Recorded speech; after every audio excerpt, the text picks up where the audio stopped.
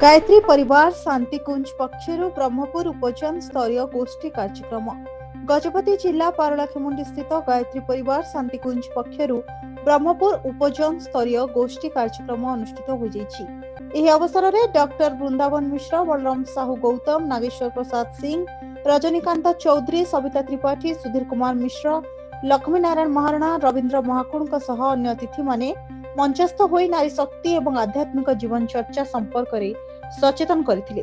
एही अवसर में पूजा अर्चना करबा सह अन्न यज्ञर आयोजन करा जायथिला। मोर परिचय है डॉक्टर वृंदावन मिश्र, रिटायर्ड इतिहास प्रोफेसर, वर्तमान परम पूज्य गुरुदेव पंडित श्रीराम शर्मा आचार्य जाग्रत प्रहरी रूप में ब्रह्मपुर उपजोन सबजोन दायित्व में मु अच्छी।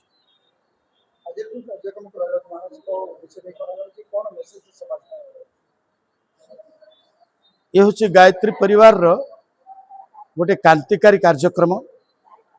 आमे आजिर कार्यक्रम भितर रखीचु सारा ओडिशा रे महिला माननकु की भाव में जागृत करिवु, महिला माननक माध्यम रे प्रत्येक परिवार रे केमदी सुधार आनिमु, महिला माननकु आध्यात्मिक विचार भितर अंतर्भुक्त करिवु। आजिर मुख्य कार्यक्रम रखाई। द्वितीय आमर वंदनीय माताजी माता भगवती देवी शर्मांकर जन्म शताब्दी कार्यक्रम 2026 रु आरंभ हो सारी। से विषय आमर एक क्रांतिकारी जाग्रत प्रहरी मानक आमे सचेतन करेबु। पुणी आमर ब्रह्मपुर उपजोन ए सब कार्यक्रम करने गोटे समिति गठन कराहब, उपजोन स्तरीय समिति। ये तीनटा उद्देश्य रे आज आम ये पारलाखेमुंडी गायत्री चेतना केन्द्र रे सभा रखीचु। ये कार्यक्रम आमर आज आरंभ है।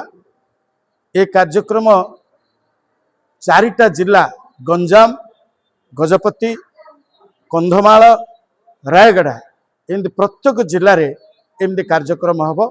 ये केवल एक दिवसीय कार्यक्रम सत्र चली।